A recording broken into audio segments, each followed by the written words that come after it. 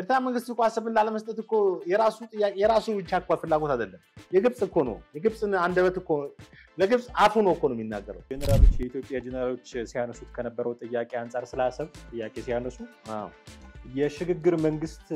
የነበረ ነው ኤርትራን ለመገንጠል ማንዴት ያለው አካል አልነበረም አፄ ኃይለ ሥላሴ ታሪካዊ ተሰርተዋል የሚሏቸው ብዙ ሰዎች አሉ ምን ይጠቅመናል አሁን ኤርትራን የሀገርነት እውቅና እኛ ብንነሳት አገር መሆኗ ደግሞ አይቀርም ምክንያቱም ሌሎች እውቅና የሰጧት ሀገራት ስላሉ ስዩም እግዚአብሔር በተባለ በእግዚአብሔር በተሾመ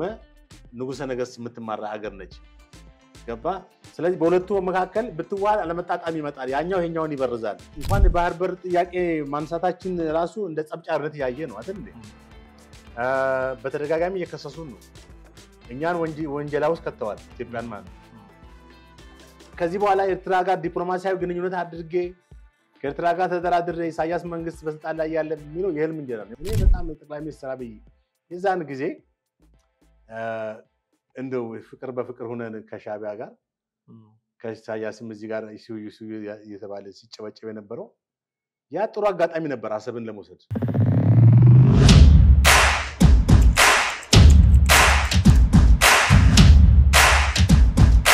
ሰላም ጤና ይስጥልን ውድ ቤተሰቦቻችን እንዴት አላችሁ አብራችሁን ስለምትሆኑ ስለምትከታተሉን የዘኢትዮጵያ ቻናል ቤተሰቦቻችን ስለሆናችሁ እጅግ አድርገን እናመሰግናችኋለን በየጊዜው ከጥላሁንም ከቴዲም ጋር ብቅ ይያልን በወቅታዊ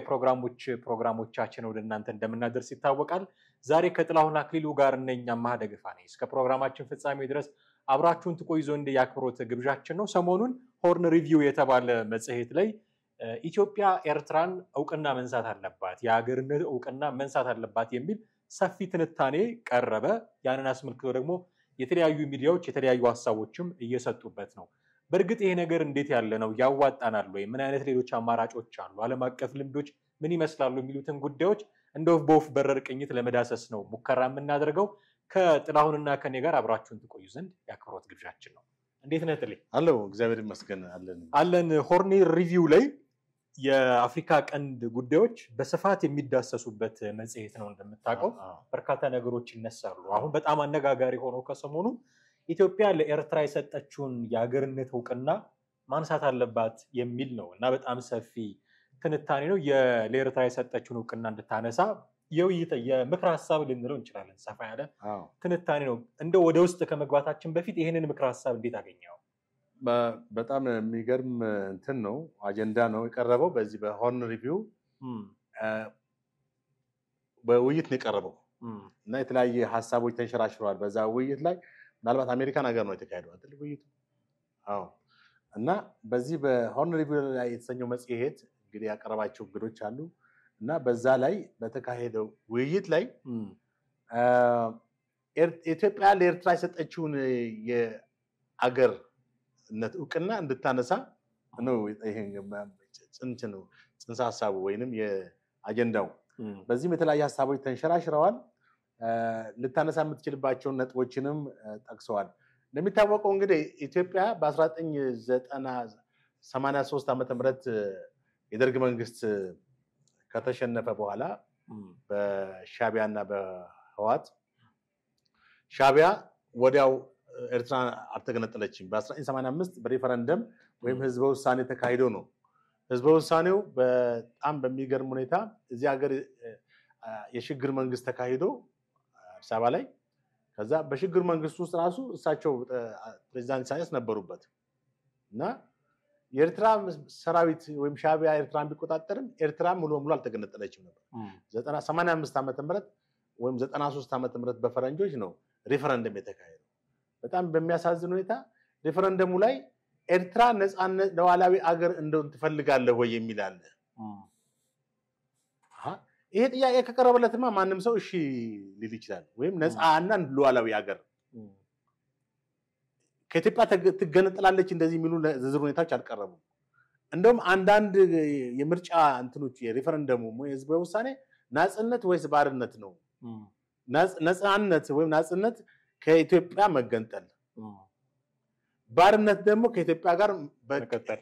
አሁን ጥያቄው የቅኝ ግዛት ጥያቄ ተብሎ ነው እንግዲህ ሻቢያም 30 ዓመት ሙሉ ሲዋጋ የነበረው ለኤርትራውያንም እንደ እንትን ኢንጀክት ሲያደርግ የነበረው እንደ ትክክለኛ ነገር ከኢትዮጵያ መገንጠል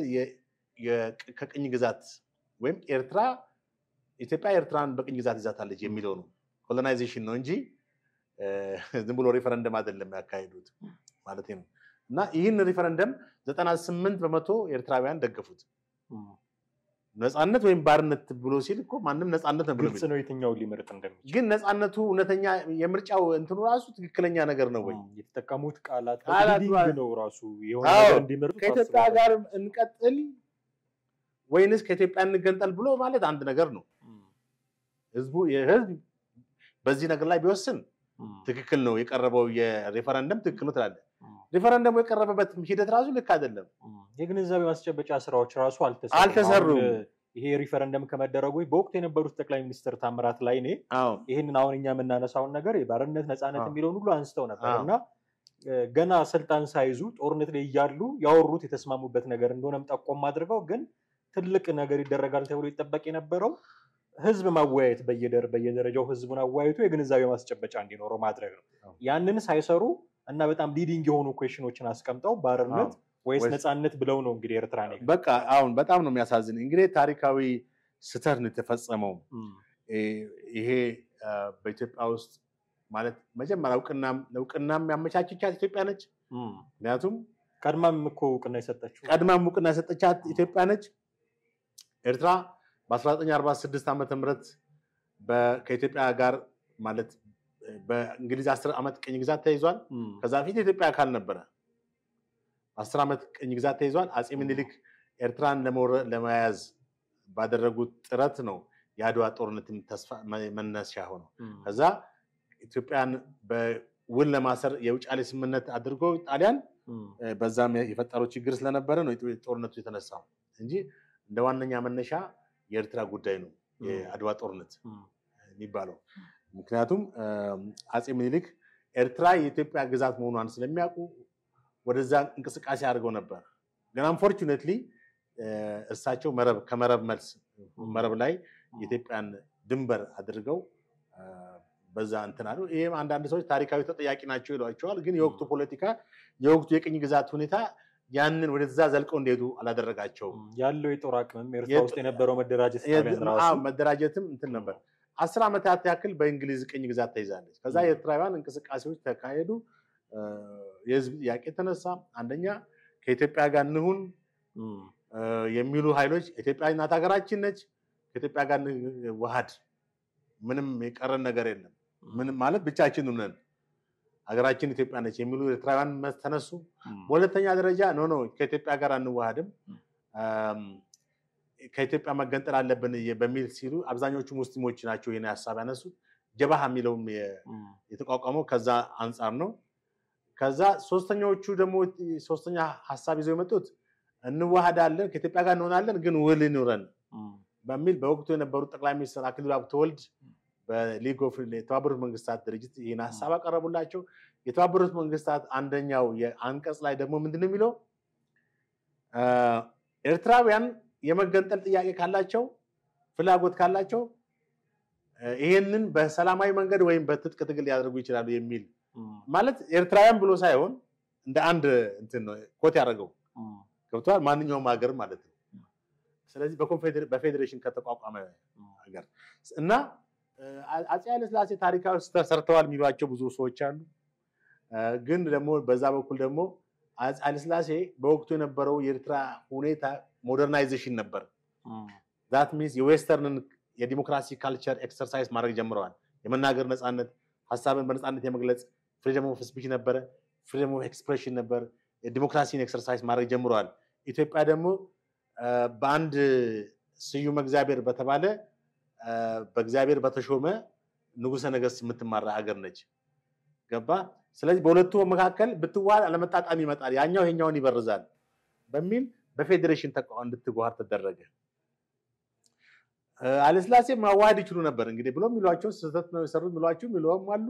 አይደለም ልክ ነው የሚለው ቀደም በተቀስኩ መሰረት የሚሉም አሉ የተለያየ እንትን ነው ዞሮ ግን አሁን ኤርትራ በደርግ ጊዜ ደርግ ሲመጣ ስልጣኑን እንዳለ ያው ኤርትራንም ወደ ኢትዮጵያ አዋህዶ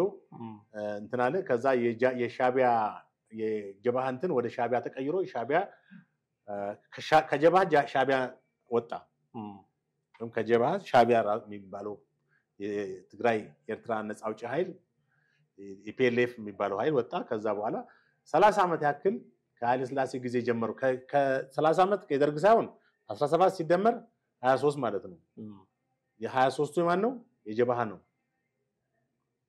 ወይም 20 ምናምኑ የጀብሃ ትግል ነው ምናልባት ተመልካቾቻችን ጀብሃና ሻቢያ የሚለውን የአፈንዲ ሙጠቂ ጽሁፍ ቢያነቡት ጀብሃ እንዴት እንደተመሰረተ ሻቢያ ከዛ ውስጥ እንዴት እንደወጣ በጣም በዝርዝር የሚያብራራ ግልጽ ምስል ይሰጣቸዋል በያሰው ጥሩ ነው ትክክል እና አሁን ባጭሩ ይሄን ወደዚህ ወደኛ ወጥተን ስንመጣ ኤርትራ መንግስት በ1983 ዓመተ ምህረት ደርግ ከተሸነፈ በኋላ የኤርትራ ሰራዊት ኤርትራን ከተቆጣጠረ በኋላ መንግስት የኢህአዴግ መንግስት ደግሞ ይሄን ከተቆጣጠረ በኋላ በ1985 ሬፈረንደም ተካሂዶ 98% ኤርትራ ተገነጠለች ኤርትራ ስትገነጠል ለመገንጠሏም ያመቻቸው ማን ነው በወቅቱ ስልጣን ላይ ያወጣው የህወሓት መንግስት ወይም ህዝባዊ ወያኔ ሓርነት ወይም ኢህአዴግ በሚለው ታፔላ አራት ክልል መንግስታትን ሰብስቦ ስልጣንን ለ17 ዓመት ኢትዮጵያን የገዛው ኃይል ማለት ነው እንግዲህ አሁን ይሄ ሆርን ሪቪው ኢትዮጵያ ለኤርትራን የሰጠችውን ዕውቅና አክሬዲቴሽኑን እንድታነሳ ብሎ የሚል የውይይት ሐሳብ ጀምሯል ኢትዮጵያ ነች ወይ ቀድሞ ነገር ዕውቅና የሰጠችውስ ብሎ ማለት ይቻላል ገና ከመነሻው አሁን ባለፉት ሰሞናት እንደውም አንድ ፕሮግራም ሰርተናል ተዚህ ይለኛል ጀነራሎች የኢትዮጵያ ጀነራሎች ሲያነሱት ከነበረው ጥያቄ አንፃር ስላሰብ ጥያቄ ሲያነሱ የሽግግር መንግስት የነበረ ነው ኤርትራ ለመገንጠል ማንዴት ያለው አካል አልነበረም ሽግግር መንግስት ሆኖ ነው ያንን የወሰነው የሚል ምክንያት ሲያቀርቡ ነበር አሁን ስለ ዕውቅናውም ደግሞ ካነሳን አይቀር እንደው የቀድሞ ነገር ገና ስልጣን ሳይዙ ቅድም ስናነሳ እንደነበረው የኤርትራ ጉዳይ እንዲህ ሊሆን ይችላል ታምራት ላይ ነኝ ኮት አድርገን ነው የምናወራው እንዲህ ሊሆን ይችላል ብለው ተስማምተው ኦልሞስት ለመገንጠል በቃ ምንም ያልቀረው አይነት ሪፈረንደም አድርገው እና ተስማምተው የመጡ ሰዎች ስለሆኑ የኢትዮጵያ ነች ወይ ዕውቅና የሰጠችው ኢትዮጵያ ነች እንድትገነጠል ያደረገችው የሆነ ግሩፕ ስምምነት አይደለም ወይ የሻቢያና የህወሓት በተለይም ስምምነት አይደለም ወይ ትክክል እንግዲህ ኢትዮጵያ ስትልኮ አሁን ኢትዮጵያ የሚለው እንግዲህ ላንዱንና ህዝቡን እኮ አይደለም ስልጣን ላይ ያለው ኃይል ኢትዮጵያን የገዛ ስልጣን ላይ ያለው ኃይል ራሱ ያ ማንዴት ነበረ ወይ ማንዴት እንግዲህ በጣም የሚገርም ማንዴት እንዴት ይኖረዋል አሁን በመጀመሪያ ኤርትራ እንድትገነጠል ያቀረበው ቅድም እንደተነጋገር ነው የሪፈረንደም ጥያቄ ወይም የድምጽ መስጫ ሁኔታ ልክ አልነበረም በሁለተኛ ደረጃ ኤርትራውያን ከተገነጠሉ በኋላም ማለት 98% ድምጽ ውሳኔ ከሰጡ በኋላም አሰብን የሚያክል ኢትዮጵያን ታሪካዊ ሀብት ታሪካዊ ባህር በር አሳልፎም አብሮ ሰጠ ከአመታት በኋላ ጠቅላይ ሚኒስትር መለስ በፓርላማ ለዚህ ጥያቄ ሲጠይቁ ግመል ያጠጡበት የሚል በጣም አሳፋሪ ምላሽ ሰጥተዋል ታሪክ የማይረሳው ዛሬ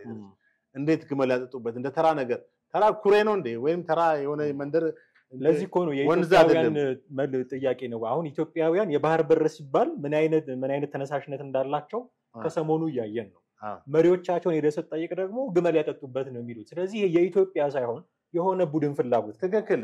አሁንም እኮ ደጋግመን የምናነሳው የምንናገረው ኢትዮጵያ እንደ ሀገር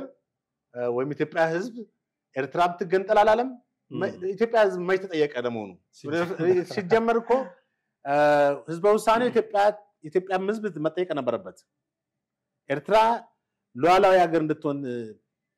ትፈቅዳለህ ወይ ተብሎ ኢትዮጵያ ህዝብ ድምጽ ውሳኔ በየምርጫ ጣቢያዎቹ መካሄድ ነበረበት ያም አልተደረገም የተጠየቀው ኤርትራ ህዝብ ብቻ ነው ኦኬ ያ ሆነ ፍላጎታቸውን ተገነጠሉ ከተገነጠሉ በኋላ ግን መወሰድ የነበረባቸው ምጽዋን ብቻ ነበር እንደ ታሪክ የሚነግረው ይሄን ነው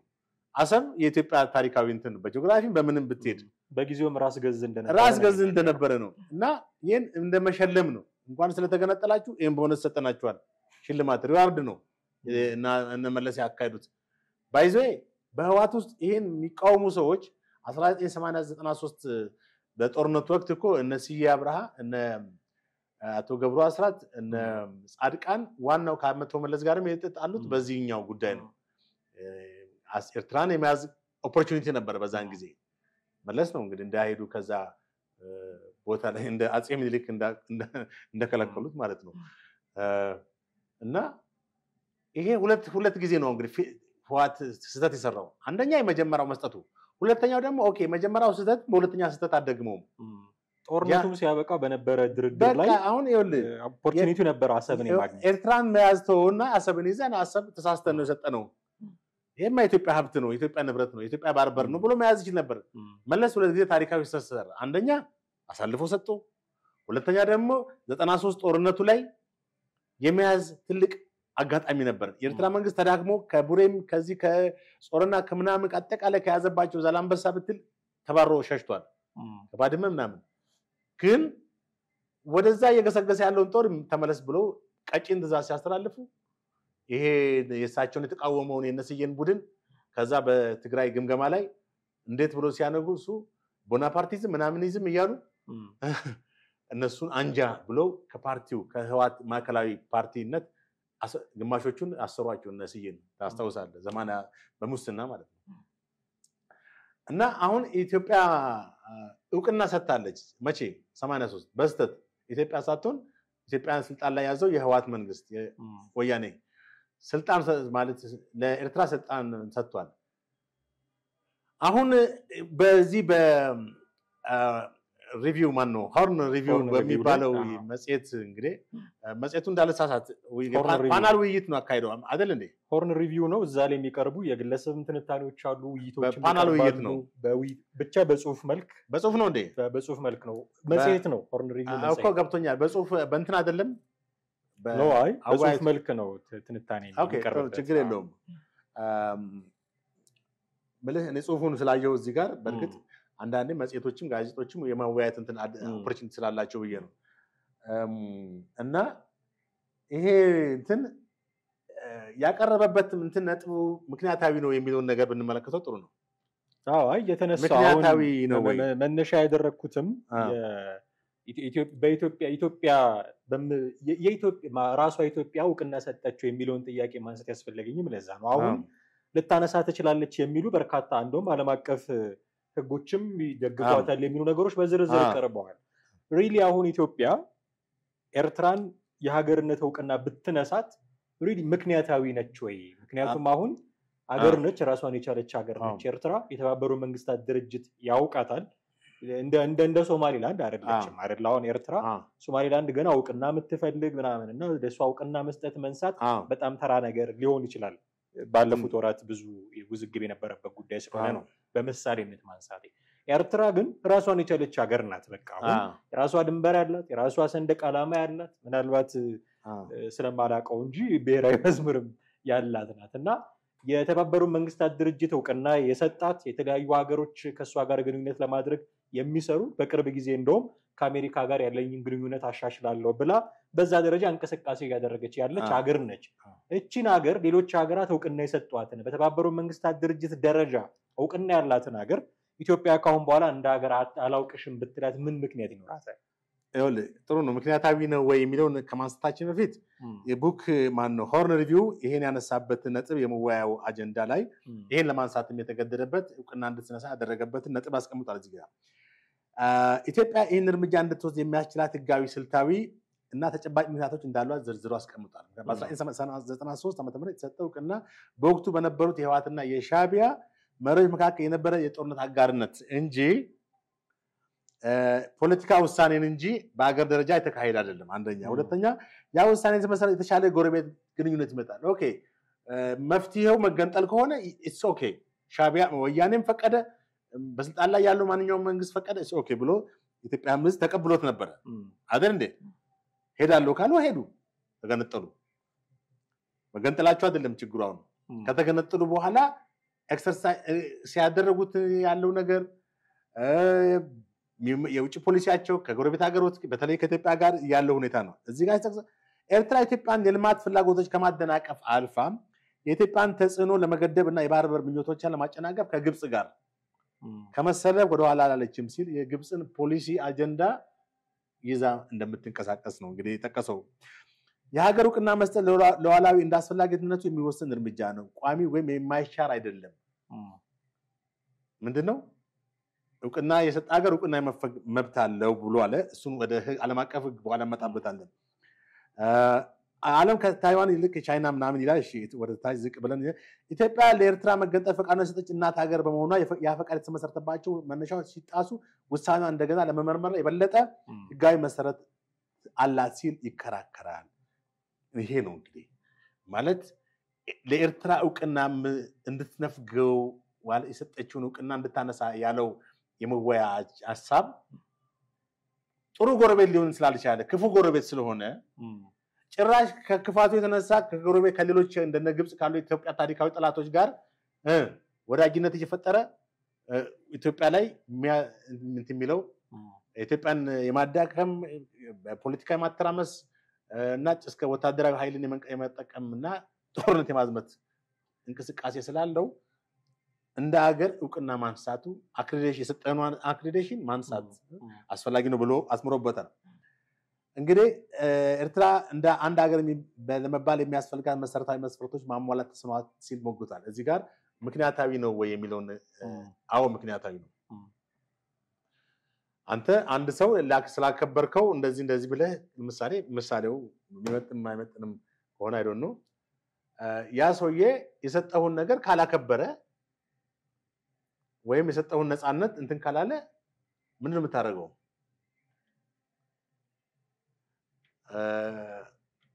እንዴት ልበልን? ኦኬ ኢትዮጵያ ለኤርትራ እውቅና ሰጠች። ኤርትራ መንግስት በተሰጠው እውቅና መሰረት እንደ አገር ከመቀጠል ይልቅ ላለፉት 30 ዓመታት በኢትዮጵያ ላይ ወይም አንቲ ኢትዮጵያ በመሆን ብዙ ሴራ አካሂዷል፣ ጦርነቶችን አካሂዷል። ኢትዮጵያን የማዳከም ከውጭ ኃይሎች ጋር የመተባበር እንቅስቃሴ አካሂዷል። ስለዚህ ኢትዮጵያ አሁንም ኤርትራ መንግስት ብለው ከማለት ይልቅ የኤርትራን የሰጠውን እውቅና ማንሳት ይችላል። አንደኛ ለኤርትራ መንግስት እውቅና የተሰጠበት መንገድ ሮንግ ነው። ህዝበ ውሳኔው ሮንግ ነው። ሶስተኛ ደረጃ አሰብ የተሰጠው በዝም ብሎ ነገር ነው፣ በማይገባው ነው። እነዚህ ሁሉ ባሉበት ሁኔታ ኢትዮጵያ መንግስት አሁንም መርምሮ እንደውም ይሄ ሆርን ሪቪው ያነሳው መሰረታዊ ሐሳብ በጣም ትልቅ ነጥብ ነው። እዚህ ጋር ምንድነው ቀደም ያነሳው ዓለም አቀፍ እንትኖች ያስኬዱናል የሚለው ነው ወይስ ሌላ ነጥብ አለ? ዓለም አቀፍ ህጎች ምናልባት ወደሱ ከመግባት በፊት ግን ምን ይጠቅመናል? አሁን ኤርትራን የሀገርነት እውቅና እኛ ብንነሳት አገር መሆኗ ደግሞ አይቀርም። ምክንያቱም ሌሎች እውቅና የሰጧት ሀገራት ስላሉ በጣም ጥሩ እንትን ነው ያልከው። እዚህ ጋር ምን ይለዋል? A country that lost accreditation from other countries do not simply become unrecognized ይላል. Rather, their existence as sovereignty entity is often in question due to conflict ይላል። በርግጥ አሁን አንድ ሀገር ሌላውን ሀገር እውቅና ሲነሳው ያ ሀገር አይሆንም ማለት አይደለም። እሱን ነው ኤርትራን ኢትዮጵያ ሀገር አይደለሽም ብትል በ4 ሰዓት ውስጥ ሀገር ወደ አለመሆን አትለወጥም። ነገር ግን እዚህ ጋር ምን is often a question due to conflict ይላል። ጥያቄ ምልክት ይፈጥራል። ይሄ በዓለም አቀፍ ደረጃ በዓለም አቀፍ መድረክ በዩኤን በተባበሩት መንግስታት ድርጅት በአፍሪካ ህብረት ውስጥ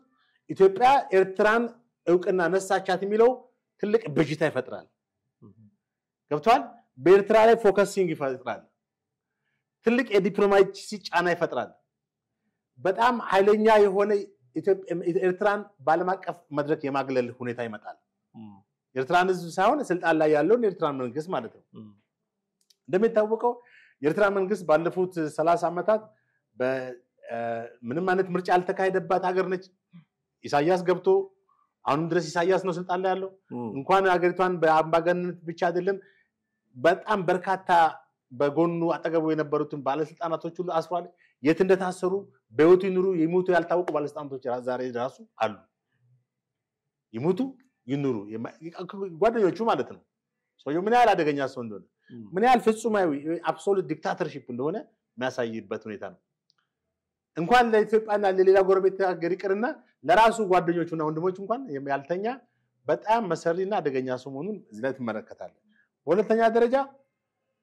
ኤርትራ ማንም ኢትዮጵያ ለኤርትራ እውቅና መንፈጓ ትልቅ ዲፕሎማሲያዊ ጫና ይፈጥራል። እስካሁንም ኤርትራ በዓለም አቀፍ መድረክ መልካም ስም ሌላ ይታወቃል። በሰብአዊ መብት አያያዝ፣ በፕሬስ አፈና ብዙ ጋዜጠኞች ታሰሩበት፣ የሃይማኖት ድርጅቶች በኮንቴነር ውስጥ የሚሆኑበት ሀገር ነው። የተለያዩ የወንጌል ሰባኪዎችና የተለያዩ እምነቶች ሁሉ በጣም ብዙ መከራ የሚያዩበት ሀገር ነው። ጋዜጠኞች የሚታሰሩበት ነው። የመናገር ነፃነት የሌለበት ነው። ጠቅላላ የሚዲያ ትንሽ እንቅስቃሴ አድርጎ የነበሩትን ሁሉ አጥፍቷቸዋል ኢሳያስ። በአጠቃላይ ፍጹማዊ አምባገነን ነው ቅድም ያልኩት እና በእነዚህ ውስጥ ያለ አገር ነው። ኢትዮጵያ ነች ደግፋ አቅፋ ያዘችው ሽፋን የሆነችው። ኢትዮጵያ እውቅናዬን አምስቻለሁ አክሬዲቴሽንን አገር ነች ብዬ ነበር፣ አገር አይደለችም ብሎ ማለት በጣም ትልቅ ስፓርክ ነው የሚያደርገው። ቀላል እንዳይመስል ሆርን ኦፍ አፍሪካ እንዲህ ነው የሚያንቀጠቅጠው። ሌሎች ሀገሮች እውቅና ተነስተው እንዲህ አይነት የዲፕሎማሲ ጫና የደረሰባቸው አሉ የሚለውን ማሳያ ማንሳት። በእርግጥ እዚህ ጋር አሁን ሂስቶሪካል ኤግዛምፕል ሎስ አክሬዲቴሽን ሶቨርኒቲ ይላል። ኢስት ጀርመኒ፣ ቼኮስሎቫኪያ፣ ሳውዝ ቪየትናም፣ ዩጎዝላቪያ አሉ። እነዚህ በእርግጥ ሰም አር ዩኒፊኬሽን የሆኑ ናቸው። ሰም አር ደግሞ እንትን ያሉ ናቸው፣ ኢንቲግሬትድ የሆኑ ወይንም የተከፋፈሉ ናቸው። ኢስት ጀርመኒ ዩኒፋይድ ሲሆን ከምስራቅ ጀርመን የሚባል ሀገር ነበረ። እውቅና ማለት አሁን ምስራቅ ጀርመን ከምዕራብ ጀርመን ጋር አንድ ስለሆነ ምስራቅ ጀርመን የለም፣ በፌደራል ጀርመን ነው የምዕራብ ጀርመኑ ነው የሚጠራው።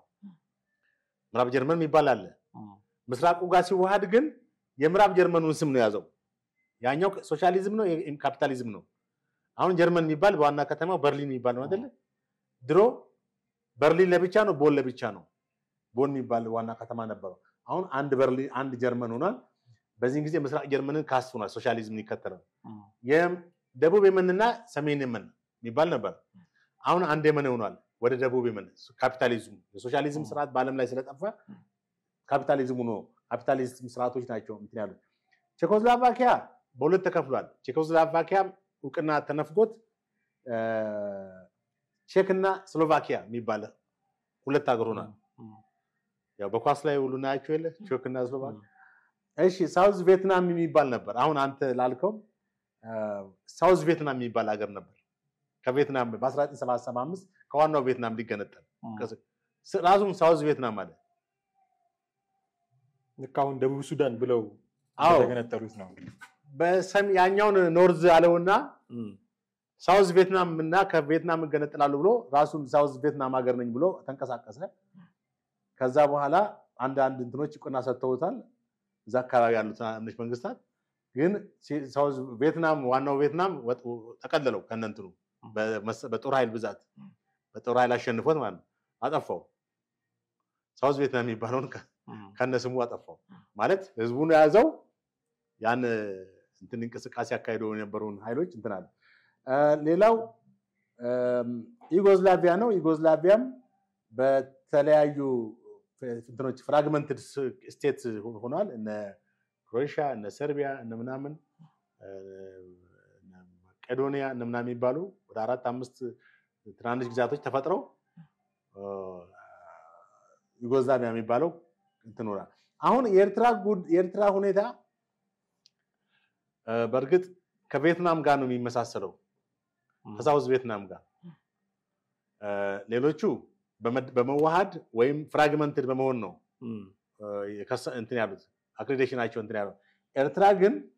አለ መንግስት ነው ሀገር ነው።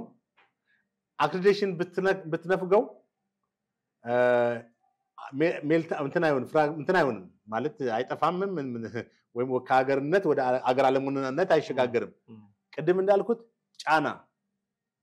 በአፍሪካ ህብረት ውስጥ ይሄ ኢትዮጵያ ስታነሳ ዋና የአፍሪካ ህብረት መነሻ አጀንዳው የሚሆነው የኤርትራ መንግስት ማንነት በአፍሪካ ሀገሮች ሁሉ የመገለል ሁኔታ ይኖራል። አንደኛ። በሁለተኛ ደረጃ በተባበሩት መንግስታትም አባል ነው። እንግዲህ ኤርትራ መንግስት አሁንም ሌላ አጀንዳ እንዲሆነ በሆርን ኦፍ አፍሪካም ጋር ኤርትራ በሆርን ኦፍ አፍሪካ የሚፈጥራቸው ችግሮች አሉ አይደለ አንዴ ከሶማሌ ጋር አንዴ ከጅቡቲ ጋር እየሆነ እና ይሄን ፓወሩ ይቀንሳል ስለዚህ ኢትዮጵያ ይሄንን ማድረጓ ምክንያታዊ ነው ብዬ አስባለሁ አሁን እንግዲህ ይሄ በምክረ ሐሳብ ደረጃ መጽሔት ላይ የሆኑ ስኮላርስ ያነሱት የሰጡት ትንታኔ ነው መንግስት ይሄን እንዴት ይቀበላል ብለህ ትጠብቃለህ አሁን የመንግስት ምላሽ ይሄ ነው ብለን ልንል አንችልም በርግጥ ሆርን ሪቪው በተደጋጋሚ የነ አምባሳደር ዲና ሙፍቲ ሐሳብ ሁሉ እዛ ላይ ሲንጸባረቅ የሚታይበት መጽሔት ነው ሶ የመንግስት ኦፊሻልስም እዛ ላይ የራሳቸውን ትንታኔ ሲሰጡ በብዛት እናያለን እንደውም በመጽሔቱን አግኝቶ የማየት ድል ያለው ሰው ስለ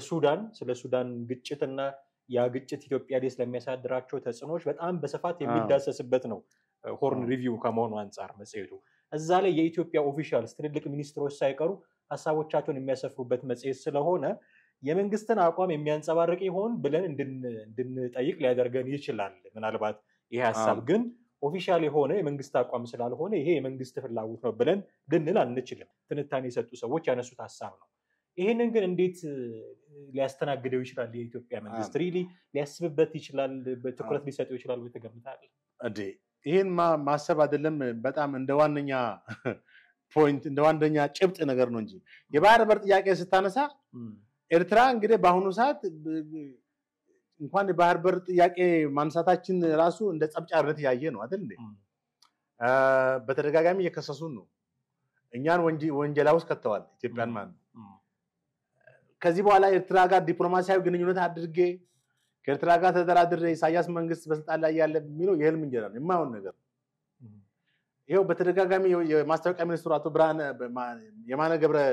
መስቀል የሚናገሩት ነገር ማድመጥ ይቻላል ይሄ የማይሆን ነው ያሉት አይደለ የማይሆን ነው ያለ ሰው እንዴት ነው በግድ ምን ታደርገዋል ስለዚህ ስልት ነው መጠቀም ያለ ስትራቴጂያዊ ስልቶችን ኢትዮጵያ መንግስት መጠቀም አለበት ፖለቲካዊ አቅጣጫዎችን መቀየር አለበት አሁን ይሄ መነጋገሪያ ሐሳብ አንድ ትልቅ ነጥብ ነው ኤርትራን አገር ያደረገቻት ኢትዮጵያ ነች አገር የሆነው በስተት ነው በምን አነስተት አንደኛ ኢትዮጵያ ሊወክል በማይችል ኢትዮጵያውያን ሊወክል የማይችል የህዋት አገዛዝ በወቅቱ በነበራቸው ከሻቢያ ጋር በነበራቸው የደርግን ለመጣል በነበራቸው ወዳጅነት ብቻ ጫካ ተስማምተው የመጡትና እዚህ ተግባር ያደረጉት ነገር ነው አንድ ነጥብ በሁለተኛ ደረጃ የኤርትራ መንግስት ተገንጥሎ እሺ እንኳን ይሁን በጫካም ይሁን በዱርም ይሁን ተገንጥሏል በቃ ይቆይ ንገነጣለን ካሉ 98% ገንጥሏል ብለ እንኳን እንዳትል ላለፉት 30 ዓመታት ሰላም የሰጠ መንግስት አይደለም አንደኛ በቀጥታ ራሱ በመዋጋት ሁለተኛ በአገር ውስጥ ያሉትን ኃይሎች በማስታጠቅ ሌላ ብዙ ተንኮሎችን በመፍጠር የሚንቀሳቀስ ለውጭ ኃይሎችም በማበር ኢትዮጵያን በመውጋት እና ሌሎች ችግሮችን በመፍጠር እንደገና ኤርትራ መንግስት በአገር ውስጥም ለኤርትራውያን ጥሩ መንግስት አይደለም ኤርትራውያን እኮ በስደትና በዚህ በባህር አቋርጦ የሚሄዱ በጣም ብዙ ሺህ ኢትዮጵያውያን ኤርትራውያን አሉ በየአመቱ አይደል ድል ከቀናቸው ወደ አውሮፓ ይገባሉ አለ ባህር ውስጥ የሚሰጥሙ ብዙ ኤርትራውያን አሉ እና ይሄ ምንድነው የሥርዓቱ የኤርትራ መንግስት አምባገነናዊ እና ለህዝቡ ሰላምና ደህንነት የማይሰጥ መሆኑን ነው እንደገና በኤርትራ መንግስት በኢኮኖሚ ደረጃ በጣም የወደቀና በውጭ ሬሚታንስ የሚኖር ከውጭ በሚደገፍ ዳታ የሚኖር ነው በአራተኛ ደረጃ ቅድም ያነሳሁት ነው ዲሞክራሲ ነፃነት ሰብአዊ መብት ምርጫ የሌለው ሀገር ነው ፍራጃይል ስቴት ኢንዴክስ ውስጥ ያለ ነው ፍራጃይል ስቴት ማለት የወደቀ መንግስት እነዚህ ፍራጃይል መንግስት አለ ግን የመከነ መንግስት እንደ መንግስት አይደለም የሚቆጠረው አምባገነናዊ መንግስት ነው በቃ ከሱ መንግስት ውጪ ምንም ነገር እንቅስቃሴ መተንፈስ አትችልም የህዝብ ውስጥ እንፋስ ነው ማለት እና ይሄ አለ ይሄ ሁሉ ባለበት ሁኔታ ደግሞ በኢትዮጵያም ጋር የሚፈጥረው ችግር እንዳለ ነው ስለዚህ ኢትዮጵያ መንግስት አሁን ይሄን ማድረጉ ኤርትራን ሙሉ በሙሉ ወደ መንግስት አልባነት እንኳን ባያስኬዳትም አሰብን ለመስጠት ጫና ይፈጥራል ክፋት የለውም አሰብን በሰላማዊ መንገድ እንደማይሰጠው የታወቀ ነው አሰብን ለመስጠት ኤርትራ መንግስት እኮ አሰብን ላለመስጠት እኮ የራሱ ጥያቄ የራሱ ብቻ እኮ ፍላጎት አይደለም የግብጽ እኮ ነው የግብጽን አንደበት እኮ ለግብጽ አፉ ነው እኮ ነው የሚናገረው የነ ኢሳያስ አፍ እኮ አይደለም የነ አብዱል ሲሲ አፍ እኮ ነው አሁን እነ የማነ የሚያወሩት የነ አብዱል ሲሲን እኮ ነው ጀነራል የፕሬዝዳንት አብዱል ሲሲን እኮ አፍ ነው የሚያወሩት ስለዚህ ይሄን ተንኮልና ሴራ የውጭ ኃይሎችን ሰራ ማወቅ ግዴታ ኢትዮጵያ መንግስት ዲፕሎማሲውን ያስኪድ ዝም ብሎ ግን በተለሳለሰ ሁኔታ ሁሉ ጊዜ ሽሩሩ አይደለም ካሮት ኢንዱስትሪ ያስፈልጋል ዲፕሎማሲውም ያስፈልጋል ዱላውም ያስፈልጋል ሁለቱን አቶ ዶክተር ተሻለ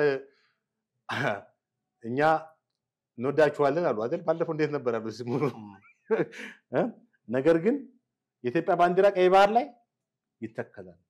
እናንተንም ማስከፋት አንፈልግም ዛት ሚንስ ኢትዮጵያ ቀይ ባህርን ድረስ ማለት አሰብን የሚያዝ ኃይል ፓወር አላት ወታደራዊ ኃይል ቅድሚያ በእንትን በሰላማዊ መንገድ ይማንኩ ወታደራዊ ኃይል ከመካሄዱ በፊት ግን የኤርትራ መንግስትን የውጭ እንቅስቃሴንም ዶሜስቲክ ፖሊሲውን ማዳከም ይቻላል አንደኛ የመጀመሪያው ነገር የኢትዮጵያ መንግስት እውቅናዬን አንስቻለሁ ቀላል ቃል እኮ አማርኛ ቃሉ ቀላል ሊሆን ይችላል ይዞት የሚመጣው ነገር ግን ብዙ ነው ምን ያመጣል ከዚህ በላይ አሁን ከማይመጣው ነገር ሌላ ምን ያመጣል አሁንም እኮ ኤርትራ መንግስት መይተኛ አቅም አነሰው እንጂ ኢትዮጵያ አዲስ አበባ ለመግባት እኮ ፍላጎት ይኖራሉ ምን ያመጣል እንዴ እንግዲህ ኢትዮጵያ የሚያክል ትልቅ ወታደራዊ ኃይል ያለው አንድ ትንሽ ሰሜን ማን ነው ኢትዮጵያ ኤርትራን ከፈራማ አይ የፍርሃት የምናምን ጉዳይ አይደለም ግን አሁን እንዳለ ከዚህ በፊትም እንዳነሳ ነው የኤርትራ መንግስት ኢትዮጵያን በጠብጫሪነት ነው የሚከሰው በተለያየ አጋጣሚ ይከሳል አሁን አገር አይደለሽም የሚል ደግሞ እውቅናን የማንሳት ነገር ከተነሳ ይሄው ቀደም እኮ አነሳ ነው አገር አይደለሽም ብሎ ለማለት ጭብጥ ማስረጃ ማቅረብ ያስፈልጋል ማስረጃው አለ ማስረጃው አንደኛ ማስረጃው አይ እኔ አሁን ማስረጃው የሚጀምረው ከ1983 ዓመተ ምህረት ከ1985 ዓመተ ምህረት ነው ኢትዮጵያ መንግስት ማስረጃው ማቅረብ የሚጀምረው አንደኛ ሬፈረንደሙ ልክ አይደለም ህዝብ ውሳኔው ልክ አይደለም እነዚህ ህዝብ ውሳኔ ኢትዮጵያ ህዝብም አልጠየቀም እንዲመርጥ አንተ የምትላቸውን ማስረጃዎች ከኢትዮጵያ ሳይል ሆነ ስታየው ነው ልክ የሚሆነው እነዛኞቹ ግን የፈለገ ማስረጃ ብታቀርብላቸው ይሄው ጠብጫሪነታቸው ብሎ ሀገር እውቅና እስከመንሳት ድረስ የሚል ሌላ ክስ ነው የሚያቀርቡት ብዬ እንግዲህ ይሄ ካልሆነ ማለት ለማለኝ በሰማይ ወጥቷን አላይ እንደሚባለው የኤርትራ መንግስት ምንም መጠበቅ አስፈላጊ ማለት ሞኝነት ነው ኤርትራ መንግስት በዲፕሎማሲያዊ ተደራድሮ ቢሰጥም በቃ ስፖይል ይሆን እንትን ያለ እኮ ነው መንግስት ነው ሻቢያ ማለት ሲጠነሰስም ሲጀመርም ጸረ ኢትዮጵያ የሆነን ኃይል እንዴት ነው ፎር ኢትዮጵያ ለኢትዮጵያ ምትሰራው ኦሬዲ እኮ ተበርዞ የተሰራ ኃይል ነው እንኳን እሱ ህዋትም ተበርዞ የተሰራ የተጠነሰሱ እኮ ነው ፋውንዴሽኑ እኮ ነው ችግሩ ፋውንዴሽኑ ራሱ ሮንግ ነው ከተባለ እንዴት ነው መሰረቱ ከተበላሸ ቤት ላውት ጤናማው እንደዛ ናቸው እኮ ገብቷል ህዋትም ሻቢያም ፋውንዴሽናቸው ጸረ ኢትዮጵያ ሆኖ ነው ተመሰረቱት እሺ ይሄኛው ሀገር ውስጥ ምን ያለው ኢትዮጵያንም 27 አመት ገዝቷል በዚህም በዛም ብሎ ማለት ነው ብሔር ህዝቡንም አለያይቶ በብሔርም በምንም በቋንቋ ለያይቶ ይሁን አሁንም በትግራይ ክልል ውስጥ ራሱን የቻለ አስተዳደር ነው ምንም ከኢትዮጵያ ጋር እንግዲህ ግጭት ውስጥ ይገባል አይገባም እንዳትል ይገባል አይገባም ግን ሻቢያ በየትኛው መስፈርት ከኢትዮጵያ ጋር እኔ በጣም ጠቅላይ ሚኒስትር አብይ የዛን ጊዜ እንደው ፍቅር በፍቅር ሆነን ከሻቢያ ጋር ከኢሳያስም እዚህ ጋር ኢሱ እየተባለ ሲጨበጨብ የነበረው ያ ጥሩ አጋጣሚ ነበር አሰብን ለመውሰድ በዛች በትኩስ ፍቅር ጊዜ አመለጠ በዛ ጊዜ ለምን እንዳልተጠየቀ ነው ምንም የማይገባኝ ነገር ያ ኦፖርቹኒቲ ነበር ተመልከት ኢትዮጵያ ባህር በሩን የማግኘት በቃ ካናንተ ጋር ወዳጅነታችን በጣም ደስ ብሎናል ተብሎ ለምን ዲፕሎማቶች ኮሚቴዎች ተቋቁሞ እዛ ጋር ያሰብ ጉዳይ አልተጀመረም ገባ መሰረተ ልማቶች ይቀሩታል ምናምን ነበር በወቅቱ መጀመሪያ ተይዘውና መሰረተ ልማቱ ይቀጥል ነበር ግን አልተካሄደም የሚዘልቅ መስሎናል ፍቅራችን 5 ዓመትም አልቆየም ስለዚህ አሁን 5 ዓመትም አልቆየም የተለያዩ ችግሮችን መጥተዋል እውቅና ብታነሳ ኢትዮጵያ ተጠቃሚ ትሆናለች የሚል ምክር ሐሳብ ነው እንግዲህ መጽሔቱ ላይ ተስተናገደው እኛም ይሄንን መነሻ አድርገን በርካታ ነገሮችን አነሳን ውድ ተመልካቾቻችንም የራሳቸው ሐሳብ ይኖራቸዋል ብዬ ገምታለሁ ከታች ባለው የሐሳብ መስጫ ላይ እናንተንም ሐሳብ ልታጋሩን ትችላላችሁ የለም የስልክ መስመራችሁ ነው ደግሞ የሚቀለን አማራጭ ካላችሁ በዛም ልታደርሱን ትችላላችሁ በደስታ እንቀበላችኋለን እኛ ግን ፕሮግራማችንን እዚህ ላይ እናበቃለን ጥላሁን አክሊሉና ማህደገፋ ነበርን በሚቀጥለው በሌላ ርዕሰ ጉዳይ እንዲሁ እንገናኛለን ጤና ይስጥልኝ